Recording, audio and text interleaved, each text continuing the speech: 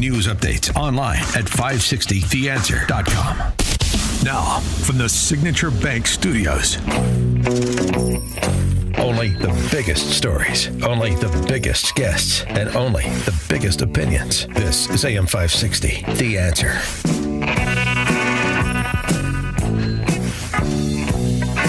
Top of the morning, Dan Proft here. So President Trump at the McDonald's summit has had a meteoric rise from being a fry cook to being president of the United States. He was talking about affordability at that McDonald's summit, a word that he thinks Republicans should own. My pledge to every family and every small business is that I will not rest until you are richer, stronger, more successful, happier, till you've gotten a piece of the American dream. Some of you in this room have really gotten a piece of it because you made a great decision to go with a great, great company years ago. And it's really pretty amazing. That begins with making America. We have to do, the word is affordable. And affordable should be our word, not theirs. Because the Democrats got up and talked affordability, and they don't say that they had the worst inflation in history, the highest energy prices in history. Everything was the worst. What they're great at is lying. They say affordability. This stuff was all much more expensive. For more on this and other matters economic, pleased to be joined, as per usual on Wednesdays, by Stephen Moore, noted economist, author of The Trump Economic Miracle and the Plan to Unleash Prosperity Again, co-authored with Art Laffer. Steve, thanks for joining us. Good morning, Dan. And by the way, I was in preparation for coming on your show. I'm in a hotel, so all they had was the USA Today, and here is the headline. I'm sure you haven't read it, but it's Mandami's victory fuels a socialist movement across America. Yes. But enough about really, Seattle. I mean, right. Exactly. So think about this. We have Washington. We have now Chicago, Seattle, Los Angeles, Minneapolis, and New York that all have socialist mayors. It's what's happening to this country. Well, it says something about big blue cities. It also says something about something we were just talking about actually with Curtis Lewa. It has something to say with big blue cities where the Republican Party in that state has abdicated.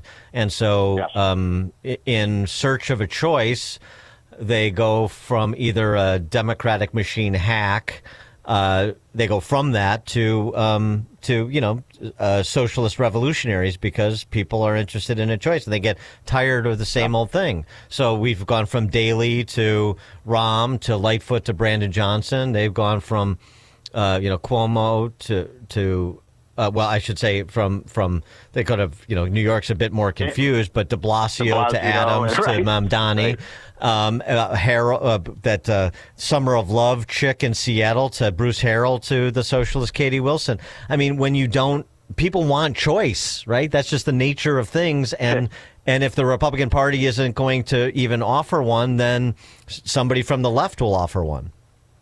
Well, I want to read you this first quote, if I may, from this article, because I almost broke out laughing, and you probably will, too, when I read this. So they interviewed people, in New York and Seattle and so on about why they voted the way they did. And this is this woman. She's a pharmacist, and she said, quote, I don't think it's working, especially I don't think that is capitalism is working, especially in my field, which is healthcare. Capitalism is just not working. I'm like, wait a minute. The furthest thing we have in healthcare today is capitalism. It's all been taken over by the government. If you want to see socialism in action, it's our healthcare system, which is with exploding costs and declining returns. Well, 100%. But that's the problem is, right, that they think well, this is a capitalist country, so what we're getting must be the product of capitalism. So capitalism isn't working. You start from you start from a real premise, but it's a false understanding of what's happening, what trajectory systems and cities and states are being taken, and so you get the outcome. But part of this is, it seems to me like a failure of conservatives and Republicans to properly message.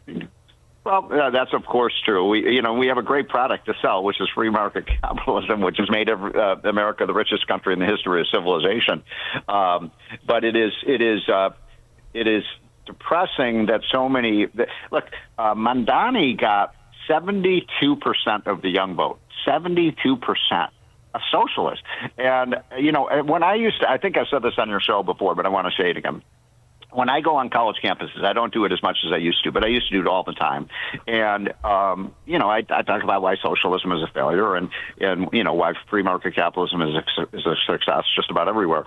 And the people would usually come up to me after I gave my talk would be foreigners saying, what is wrong with these people? I came to America to get away from socialism. People who came from Cuba, came from Korea, or came from, Russia and these other countries. And they're like, I hate socialism. I've experienced it firsthand. It leads to deprivation. It leads to poverty. It leads to more and more government control of your life. And yet Americans seem to think that socialism is like the pathway to the Garden of Eden. Well, right, because the devil always comes dressed as a false good, not dressed as evil, right? That is true. Yeah, and so this is what we have. Well, just to the point of affordability, then the argument, and frankly, Republicans. There's a lot of Republicans, including Trump, that often talk about government as some sort of force for good that's going to make you rich and productive, and we're going to provide opportunities and stuff. All roads lead through government. So in both sides, essentially sides, are saying, all paths lead through government, but it's me government, not they government. I mean, I can understand the confusion. So what's your assessment of the job Trump is doing on the affordability issue, both substantively and from a communication perspective? Well, okay. So on substance, that's the thing that I have to say I'm confused about, because if you look, we just ran the numbers through the month of August. These are the latest numbers available. So that's the first 9 months of Trump's second term. The real median income, people in the exact middle, we're talking right in the heart of the middle class, their after inflation income has risen by $1,200. In other words, they have $1,200 more affordability, not less. And yet people think that they're poor because they go to the grocery store and stuff and see these rising prices. But so substantively, we have more affordability today than any time in American history. That's just a fact in terms of, real median income. Now, the other issue that is so interesting, and I think this is the best way for Republicans to kind of counter the socialism aspect, is, do you know what states, Dan, have the highest cost of living? California, New York, New Jersey. Yes. There's another one. Illinois. Illinois, ding, ding, ding, ding, ding. So the states that have the highest cost of living, that are least affordable, are all run by liberal Democrats. By the way, you could also add to that list Connecticut. And so, and why? And it's not. Now, those states tend to be a little bit richer. They have higher incomes, but if you look at what's happening in those states, what do they have? They have really high taxes. They have high minimum wage laws. They have restrictions on building new housing. The housing crisis is a result of government. You know that. We put so many restrictions on building multifamily homes that you have a shortage. So my column this week, I write one syndicated column a week. It's called "If You Want More Affordability, Move to a Red State." Oh, okay, but I mean, well, let's see, 40 million in California, 13 in Illinois, 20 some in 20 in. So I don't think fewer all the time. Yeah, I understand, but we have to do something short of telling 100 million people to move from blue states. But that's not the point I'm actually making. I'm making the point that we actually do have socialism experiments. We have experiments with government intervention in the economy, and that's Illinois, California, New York, New Jersey, Connecticut, and they all have very high cost of living. So if all of this stuff is supposed to reduce your costs, why are the states that have the high taxes, high regulations, the high welfare states, why are they the states that with the highest costs? Do you have an answer for that one, Dan? Well, I mean, yeah. I mean, you've already given the answer, but I mean, here's the thing. So it's going back to Trump, and Kevin Hassett was on the other day, and I thought explained this well on CNBC. He said, "Look, what you had under Biden because of Bidenflation was $3,000 reduction in your purchasing power, and what you've got so far under Trump in 10 months is $1,200 back of your purchasing power. But it's not going to happen overnight. And rather than just saying prices are down, if people don't believe that and they don't see it because they're looking at the nominal prices and they're not down. Just explain, look, man, this guy dug us into a ditch, as Trump says in not so many words, and it's a process, and here's where we're at and here's where we're going. Yeah, so I know you read our hotline every day, and this is exactly the point we made yesterday, which is we just did the calculations. 87.5% of the inflation that people are angry about, like in grocery prices, beef prices, egg prices, coffee prices, housing prices, 87% of that happened under Biden. It was a mountain of increase in costs, and so far this year, the inflation rate is running at about 2.5 to 3.0. Now, that's still too high. We got to get it down to the Fed target at 2. But it's a big improvement over 6, 7, 8, 9% inflation we had under Biden. And that's a point Trump has to make over and over again. Just as in, healthcare, everybody's, oh my God, healthcare is so expensive, which it is. Gee, where did that all come from? Oh yeah, 15 years ago we passed the Affordable Care Act. Gee, that really worked. Now healthcare is 2 to 3 times more expensive. In other words, every time they say they're going to fix it, they make it worse. So what happens with those temporary Obamacare subsidies? Do they live down to the Milton Friedman observation that nothing is so temporary as nothing is so permanent as a temporary government program? We're going to face another potential government shutdown starting sometime in January. All they did was pass 30 or 60 days, I forget the exact number of days, but all they did was, kick the can down the sidewalk. So we're going to have this debate all over again. And one thing, by the way, Trump did, I liked this a lot. And I don't always apologize for Trump. I think some of his tweets, I don't like the give everybody $2,000. That's a dumb idea. That's going to make inflation worse, not better. Yes. But he did say, I don't know if you saw his tweet, he said, look, the health insurance companies are ripping off America. And he's absolutely right about that. The health insurance companies are completely in bed now with the Democrats because they're the ones who have gotten rich off of Obamacare. We had a cartoon in our hotline yesterday and it showed, here's how Obamacare works. And at first have a Brinks truck coming and it's delivering money into the Obamacare, and then out the exit door, all the money goes right into to the van of the health insurance companies. That's exactly what Obamacare has done. It has not expanded coverage; it's simply enriched health insurance companies, which are an unnecessary middleman. Why can't we pay for health care like we pay for everything else? Well, so then, so two questions. One, the one I asked, do you think Republicans on the Hill are going to agree to extend those temporary Biden subsidies? I don't know. And you're putting me on the spot here, Ben. I think they're going to probably fold on that because, that's what I think. Everybody has to have free health care. Yes. You want to talk about socialism, that's why the first thing I said, these idiots are saying, we have to get rid of free market capitalism like we have in our health care system. Free market capitalism health care? Right, I know. But so then are we going to be treated to at least the...